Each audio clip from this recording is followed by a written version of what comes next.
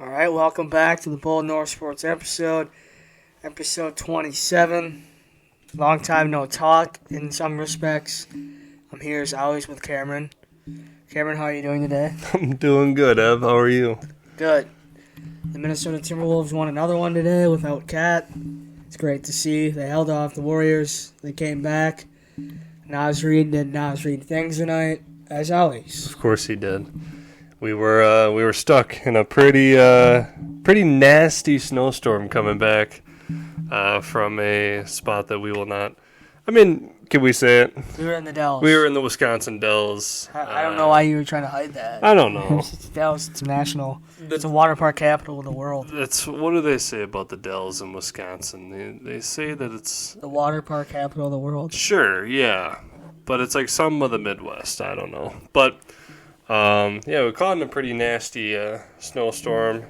So on the way back, we listened to Wolves radio, and it just seemed like that Naz Reid was taking over. And he had 5 threes in the first quarter maybe. Man is just insane. The other night they had like a Naz Reid night where they were holding up a bunch of signs that just said Naz Reid. I thought that was cool. A game that, it sucks that you missed. You'd like to be there at that kind of moment, but yeah. I didn't even know that was happening. So. Not many teams can say that their fans love their sixth man more than a lot of people. But Naz Reid he's backed up the new contract he got. Really, he's a steal now. It's even with Cat out. You thought Cat was going to be a big loss, and it is, but.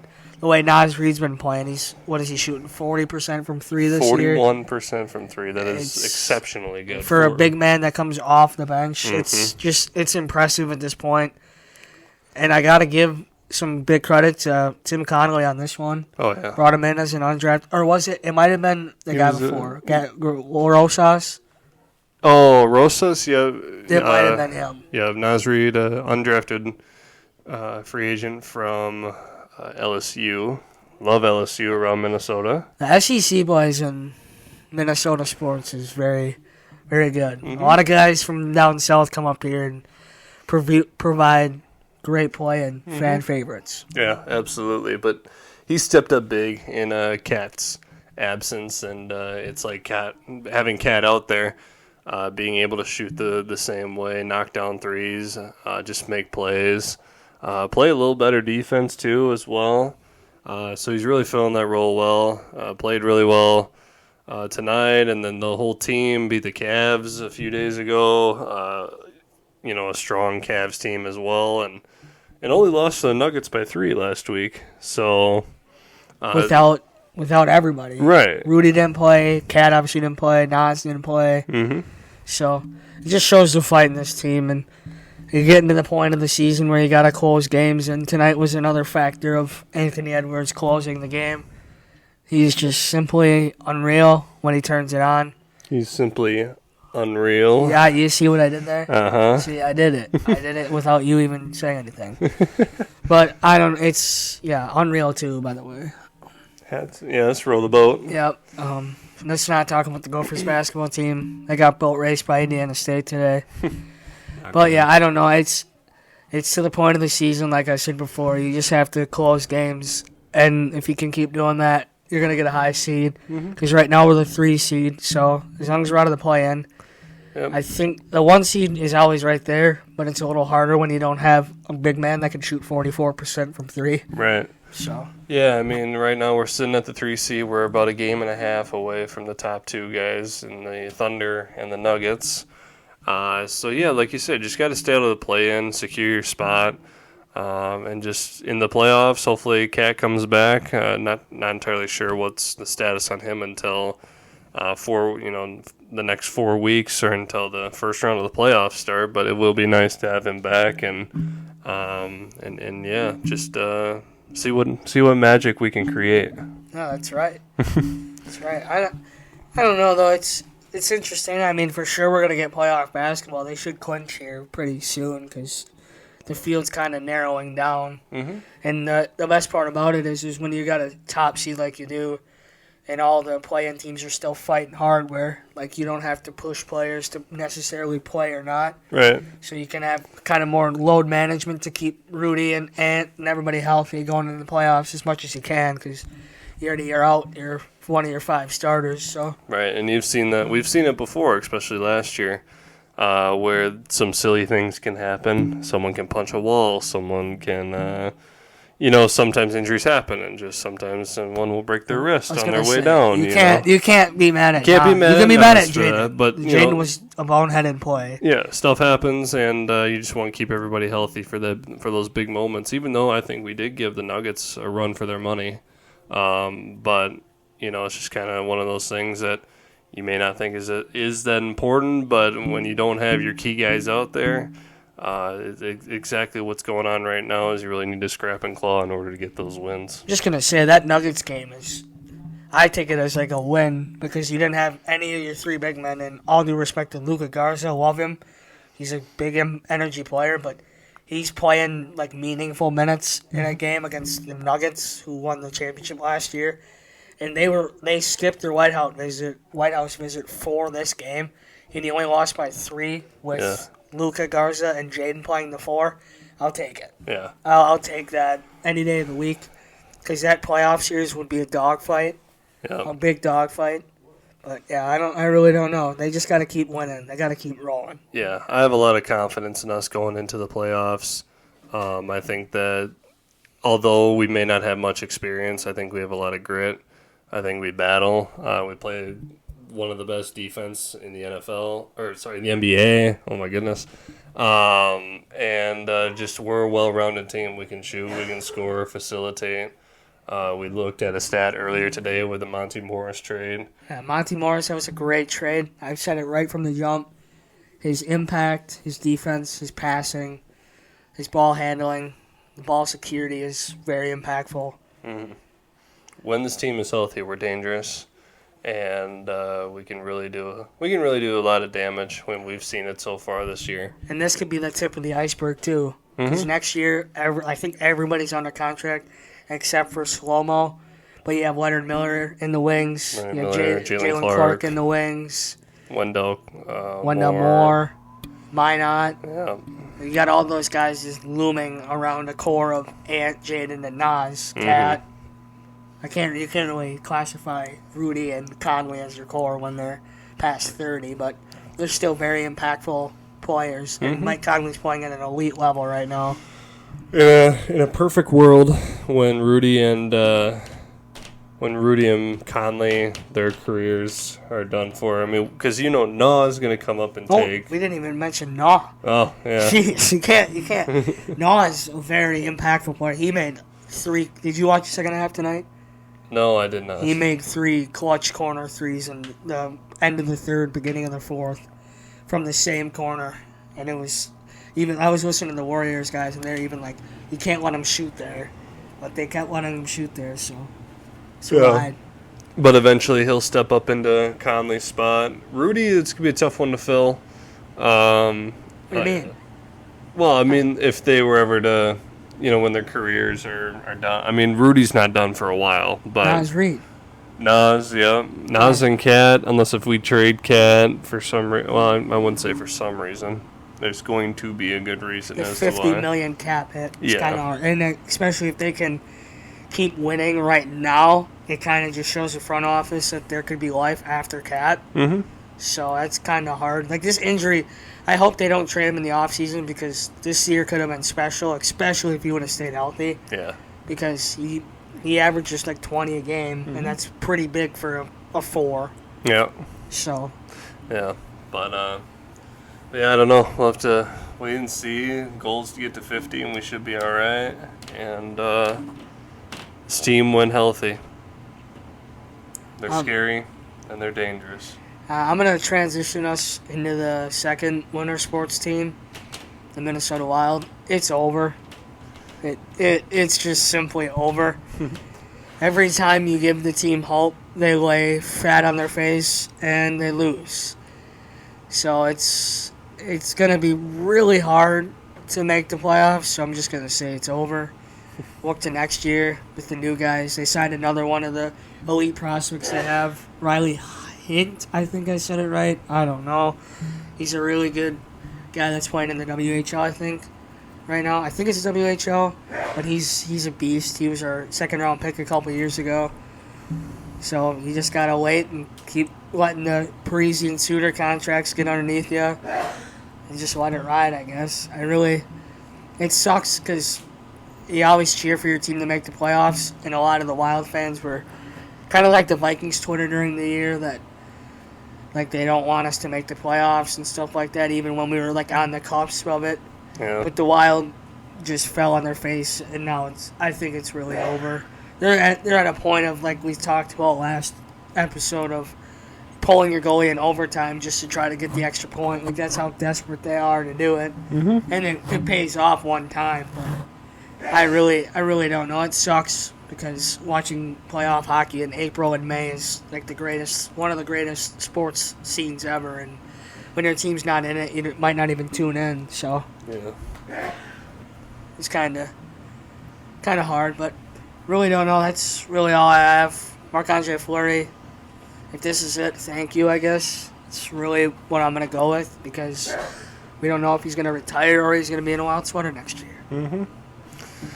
Yeah, I mean, I saw that they lost 4-0 a few days ago. Yeah. And then they lost to St. Louis. Well, Yeah. Are you talking about the Kings game? Yep. They lost like 6-0. Was it 6-0? It was 4-0, 21 minutes into the game. Mm.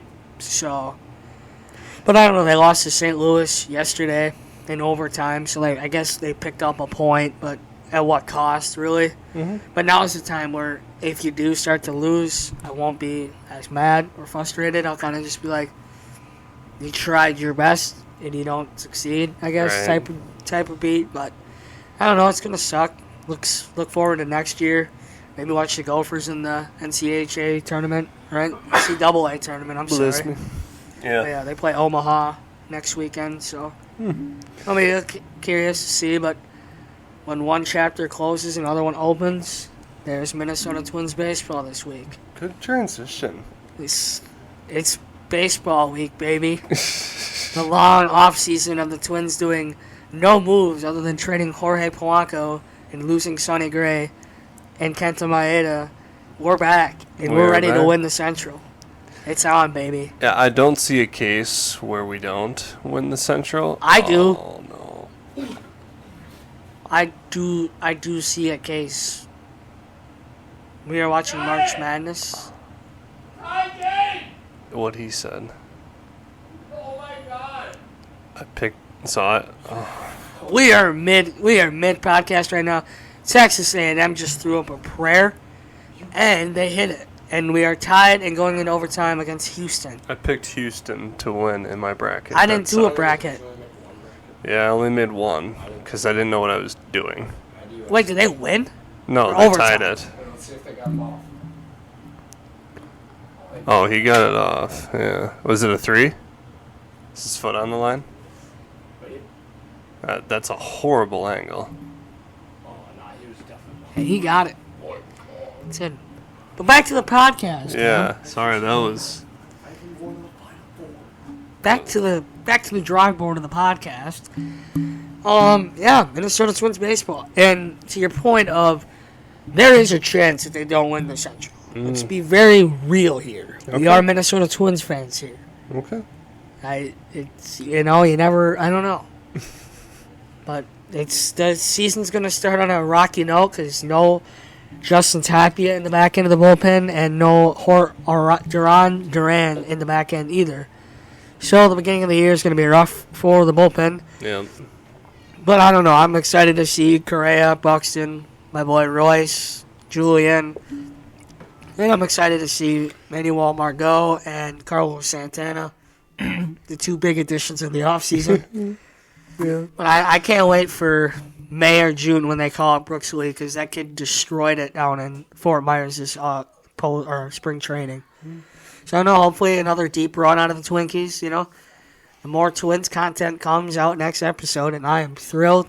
Cam, what are your opinions on that? Well, let's just say that I need to take a little bit of a different approach to this Twins season and pay attention a little bit more. Watch the game. Watch the games and just learn and just watch greatness because this season's going to be great. We've hyped it up after the last playoff.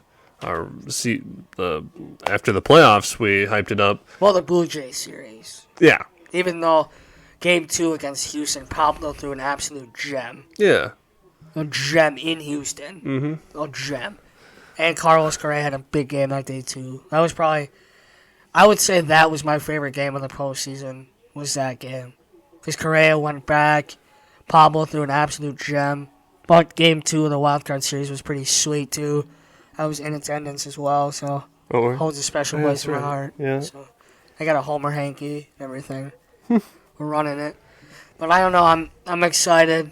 I'll watch opening day with my father on Thursday. I cannot wait. I'm thrilled. I'm just really tired right now, so my enthusiasm is kind of low, but maybe once we start talking about the Vikings, it'll go up. Yeah. But I don't know. I love Twins baseball. I'm excited it's back, and I cannot wait.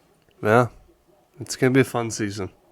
If they win, because I know, like, in July we could be sitting here complaining about how we can't finish games or the bullpen sucks or we can't hit the ball. So, Buxton's hurt. There's so many downsides to it quickly. But let's not watch Houston. Let's talk about the Twins, Cam. Sorry. What is I picked him in my bracket. I'm sorry. It's hard not to... We should turn it off. Lock in.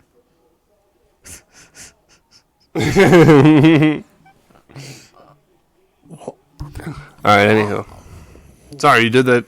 Wow. You did that all weekend when I tried to say a funny joke, and then you give me a fake laugh. Easter is next week. Are we cutting this? No. Oh, wow. I don't know where we just went, what island we just went on. But let's talk about Vikings football. There you go. Why don't we do it here? There you go. This is my favorite transition of all time. It is. It's Cam fun. giving me an awkward laugh. But I will be very happy when the Minnesota Vikings trade up in the draft. Yeah. We have not talked about the trade that happened. Oh, yeah, we haven't.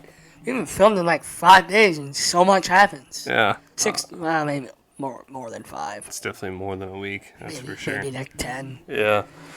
Last weekend, Kwesi made a trade with the Houston Texans. Last Friday, right? Last Friday morning, right? Saturday morning. Friday. No. Because they talked about it on It was 9 Friday to noon. morning. Yep, That's yep. right. We traded our second this year, second next year, and then a 4th rounder next year. Nice. No, we get 23 and a 7 this year. Yeah. We traded a 2 this year, so 42. On next year's 2 and a 6th. So like 189. Oh, okay. Or 180, something in the 180s, I think. Gotcha. So, You know what that means. just cut the Band-Aid off, Quincy, and just trade up to 4 right now. I Yeah. don't know why we wait. I really don't know if they're hesitant, because the way it's sounding is New England is not going to trade number 3. Nope. And Washington is going to ask for Herschel Walker 2.0. And if we make that trade, I will be very, very mad, and I might become a St. Louis or any other team's fan. Yeah. Well, so the Commanders, it's most likely they're going to take Jaden Daniels, but if they are fielding calls, they might accept if it's a big haul. Dan Quinn was in the building at the time when, maybe not in the building, but he was in the same building last year, the organization that made the trade for the draft picks that the Vikings gave up to get Herschel Walker. And to give Dallas Super Bowl rings, because if that doesn't go through, Dallas does not win. You cannot change my mind on that either. Well, yeah, I mean, you honestly, give like 3 to 4 first-round picks. Players. And players, yeah. Just going to be honest with you, Washington's going to ask for 11, 23, 25, and 26 swans. Yeah. And then more. All that for a running back. Wow, that's... Well, I'm talking current, but I get what you mean. I know, but like that trade still. that would be all for Jaden Daniels. Yeah. Who out of the four, in my opinion, doesn't fit our offense the best. No, but I do like him a lot. One guy that there's actually two guys that the Vikings really like, and it kind of depends on where they trade up. If the Vikings trade up to 3, it's most likely Drake May. If they trade up to 4, which the Arizona Cardinals have been very open about trading down from, it's going to be J.J. McCarthy most likely, and I'm fine with either of them, I suppose. I would like J.J. a little bit more than Drake May. Obviously, I'd like Caleb the most, but Caleb's going to Chicago. Yeah, Caleb has a one-way ticket to Chicago punched already, and I don't think it's... Like, they can't screw it up. Like, you send the ticket to Roger Goodell right now. Right. Number 1, Caleb Williams. Yeah, it's kind of like... It's kind of like Cincinnati taking Burrow 4 years ago. 4 years ago. Oh, my gosh. Yeah, it's like Cincinnati and Burrow. Like why were you so surprised with the Burrow? Burrow was in the same class as Jefferson. Well, I know, but that's 4 years ago. That's crazy that was that long ago. Time flies, man, when you're having fun. I know. Except for when you're not winning championships like we Right. are. Yeah. Or the Minnesota sports teams are. Yeah, but yeah, they're pretty much the same. I mean, obviously Burrow, I mean, yes, he went perfect. He won the national championship at LSU, but as far as the draft process, Caleb didn't really participate at the combine at all. He did interviews. Joe Burrow didn't either. He didn't work out at the combine, didn't throw, didn't run, do all this. But Caleb Williams is getting all this hate for it. I'm not entirely sure why. Joe Burrow never did. So it's just kind of like, but the difference between the two are the personalities. Yeah, but because Caleb Williams will quit. You know what I mean? Like he did at USC last year. Oh yeah, but make it about himself and stuff. So I could see that. Hopefully Chicago takes Bo Nix at 1. That would be tremendous. Because apparently they love Bo Nix. It's just the rumors I hear. That would be crazy. But I mean, you trade? If that's hypothetically, now that Fields is traded, we didn't even talk about that either. No. Or the Kenny Pickett trade. Yeah. So the quarterback pieces are kind of falling into place, and it's either really the teams that need a quarterback bad are us and Denver that don't hold a top 3 pick. Oakland. Well, Oakland too, but or not Oakland, Vegas. Sorry. But Vegas will. I bet they trade back and get Penix or Knicks, in my opinion. Yeah, New Orleans potentially. New Orleans, yeah. No, they can't. They have to pay Carr 2 more years of guaranteed money. Yeah, but they still. I mean, they need someone to take over after he's done. They could be like somebody else, like a later pick, maybe not a first round pick, because they got holes to fill. Yeah. So I don't know. I think really like the teams that are like look to be open to trading like up for a quarterback is us in Denver, and that sneaky team that I'm kind of scared that will take a quarterback is the Giants. So you just have to leapfrog them. Yeah. Hypothetically, if Caleb Williams doesn't go 1, would you trade up 11, 23, 25, 1, 26, 1, and a 26, 2 to go get him? To go get who? Caleb Williams. He doesn't fall. He falls past 1. Jesus. They take Drake May. They just take anybody 1. Caleb Williams is on the board at 2, and that's what Washington has. That's a lot, man. That's a ton of picks. I would. Man, that's a really good question. Yeah. You would trade that much for Caleb Williams? Well, I would subtly go up first. I'm not going to set the bar that high. That's not how negotiating works. I know, but this is my hypothetical. You're not going to change it up on me. Okay, but Caleb Williams is a good prospect, and he's one of the best prospects we've seen in a while. And reuniting him with Jordan, I mean, you can plug him in right away. The Darnold signing at that point, you're going to have a competition in training camp. Jordan Addison getting reunited with him, you already have chemistry there. You got the best wide receiver in the NFL. He's going to be throwing to T.J. Hawkinson, a solid offensive line. Aaron Jones, yeah, I think it wouldn't be a bad idea to do it. That's a lot. That's a lot for one player. Yeah, but I do. But if they have Cliff Kingsbury there now, I don't. It's just a hypothetical. This is a hypothetical world. Okay, but when I agree to this hypothetical, and then you go, well, it's a lot. It is a lot. It's 11, 23.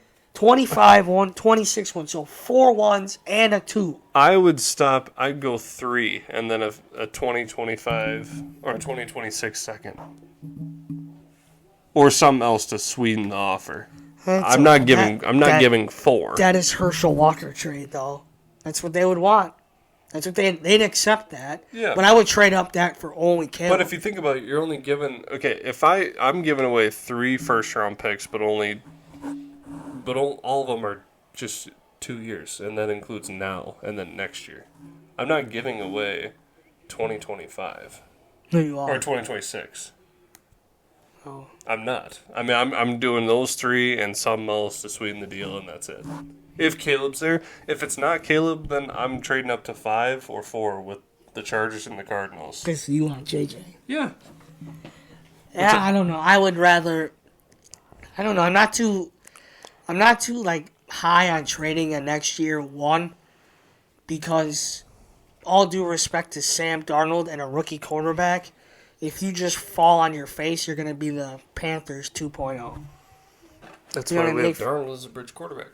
If you fall, you know what I mean, though? Like, if you give up your next year's one in any trade, like Drake May or anybody, and Darnold, honestly, our roster is built pretty well. I was going to say, So it has to be an injury or something has to happen for us to.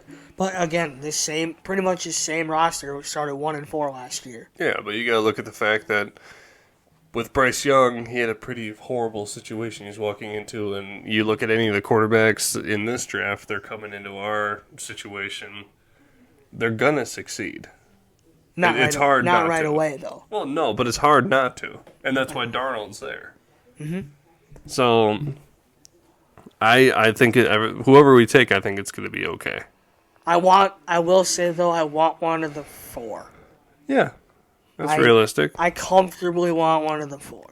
But I wouldn't be mad if we stuck and picked at 11 and 23. Stuck and pick, and we got Quinnipiac Mitchell or Dallas Turner at 11. And then maybe even trade back from 23 into the top picks of the second round for Bo Nix or Michael Penix Jr. I wouldn't be mad. Yeah. But it doesn't either. This is just going to reopen my reoccurring thing is the rookie quarterback we pick. If Darnold starts every game or if Darnold starts 2 games, whenever he gets a chance to come in and play, you cannot expect anything. Right. You have to, you're going to have to, as a Viking fan, you're going to have to watch the game and just be like, if they lose, we lost, and that's fine. If whatever quarterback comes in and throws 4 interceptions, has a Nathan Peterman-esque game right off the bat, you can't say anything. Right. Because you can't have any expectations for a rookie quarterback. Yeah. I mean, the Vikings should have 4 quarterbacks on the roster. I don't think so. Right when they draft them, but I don't think they're going to. They're going to have 3 on the depth chart, 1 on the practice squad. They're going to have Darnold, Mullins, I know. quarterback, and then Jaron on the practice squad. But did we carry 2 quarterbacks last year? Carried 3. At all times? Well, when Kirk was down, we had Dobbs, Mullins, and Hall all activated. But at the beginning of the season, we only had 2. Because at the beginning of the season, we only had Kirk and Jaron. Yeah. Well, because Mullins was hurt. Was there ever a game where Kirk, Mullins, and Jaron were all healthy? Trying to remember. Was there? No. Okay. Because Jaron had to come in and Lambeau to play. Yeah, I don't know. And I think after seeing what happened last year, I think Jaron Hall is a career backup at this point. I mean, I want to give him more time, but with what our plans are right now, as far as picking a quarterback of the future, our plans are going to win next year. That's the thing. They're setting up for a big 2025. This next year is kind of like one more year of Quasey's competitive rebuild. In 2025, we'll have a rookie quarterback we're ready to unleash. We'll have a crap load of cap. We'll have JJ under a new contract. 2025 is where all gas, no brakes is essentially going to hit. Yeah. And that's how the void years and everything line up to be. Yeah, speaking of, just preparing for the future, they had Harry take a pay cut, freed up $11 million in cap, so now they're back up to $24 million in cap. And they're probably going to try to do a few more things along with that. But it seems like things are trending towards, hopefully, a JJ extension sometime in the summer. Mm-hmm. Clearly, I think he's seen what the plan is. I'm sure he's going to have some sort of insight on who the quarterback is. But it sounds like he sees the plan folding and being planned out the way that Kwesi sees it, and I think he's agreeing to it, and I think that an extension will probably come up too soon. Would you give up more draft capital or more capital in general if JJ wants one guy and not the other? Like, what if JJ is like, I love player A. I want player A. He's a player. He's not a GM. I know, but what if, just hypothetically? No. You just say, JJ, we'll do this. We'll handle this from here. So you play football, we'll pick our guys. Okay. He doesn't run the team. Just like how if he doesn't want to sign, he doesn't want to sign. They'd be like, all right, see ya. We'll trade you. But honestly, though, after seeing the Jarius Sneed trade, we won't get as much for him as I think everybody thinks we will. No, it'll be just one first and maybe something else. It'll be like Devontae trade. Yeah. I think the Raiders traded like the first and second round for Devontae. Well, the thing that'll help us is that he's young, but the thing that won't help us is his contract extension. Same thing with T. Higgins right now. Yeah. These people don't want to trade. The people want to trade for T. Higgins, the player. They don't want to trade for T. Higgins' contract negotiations and the contract. Yeah. Which, if I was T. Higgins, I would just play under the tag and go wherever I want to go next year. I don't really get why you're open to trade. Just shut your mouth for a year and go wherever you want to go. They might free up some space next year too. So you're getting paid. That's the thing with the franchise tag is it's the average of the top 5 receivers, their salary. So I mean, you're getting paid a lot for 1 year, fully guaranteed. Just play that out because the Bengals are still a good team. Exactly. They're going to be competitive in the AFC. So I just play it out, and because with trades you can't pick where you go. So I mean, I think the Bengals are a good option. Him and Chase, obviously, one of the best duos in the NFL. If you get traded to a team like, I don't know, let's just pick a team like the. Commanders. I shouldn't have said. They're they're ascending a little bit. Carolina. Yeah. You get Arizona. Seattle. I like Panthers. You get traded to the Panthers. Anybody in the NFC East other than the Cowboys and Eagles. So the Giants, Commanders. Yeah, or you go to Panthers, the Giants. I mean, when you get in free agency, you can pick where you want to go. So I think that's his best option is to just play under the tag and just see what happens next year. So what I want to go back to is the salary cap. How much salary cap we have next year? It's close to $100 million. But a lot of people don't understand. We have to pay a lot of people. You have to pay your superstar left tackle. You have to pay your superstar receiver. Safety. Your ascending safeties. Because Metellus might want a new deal. Well, his won't be up until he signed one, last offseason? 2-year deal. 3-year deal, I think it was. 3 years, $44 million, or no. 3 years, it was like $44 million or something like that. Metellus? I don't know. No. 14. Was it 14? Yeah, it was $14 million. It's either 2 to 3 years, $14 million. Like 8 of it's guaranteed. Oh, okay. Say, we're paying Metellus $44 million? I love Metellus, but I didn't know he earned that before last season. Well, that's still like $14 million a year. I know, but before last year, he was just another special teams. So he's got 2 years, so he'll be under contract next year and then the year after that. And but if he plays like he did this year, he might want a new deal. Well, I don't know. Play under the deal that he's playing right now. He'll be all right. He'll be okay. Oh, SDSU's kicking butt. But yeah, you got to pay Bynum. And you also got to pay Murphy. Potentially Murphy because he got a 2-year with us.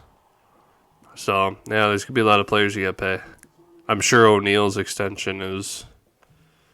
When did we extend him? Was that 21? Yeah, something like that. 21 or 22. But it's just one of those deals that you can keep restructuring and get more and more cap space out of it. They haven't done it yet this year. Which kind of surprises me, but... Yeah. O'Neal needed the money for the wedding. We still have $26 million in cap right now. So Congratulations, Brian O'Neal, it's insane. on his wedding and getting married. Yeah, Kirk was there. Was he? Yeah. Yeah, Kirk. Oh, Kirk. Yeah. But yeah. Very short episode. It's gonna be crazy to see. We're gonna watch the draft together. Oh, slam a jamma. We'll watch the draft together, see what happens. It's gonna be a fun night. It's gonna be like Christmas, basically. See what happens. See what Kwesi wants to do. See who the future, maybe not the future quarterback of the Minnesota Vikings. Maybe they wait. We're trading.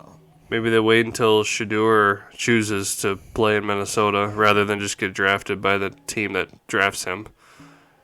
Him and Travis Hunter. Everybody talks big like that. Caleb Williams talked big like that. Well, he's kind of accepted that he's going to go throw balls to 32-year-old Keenan Allen.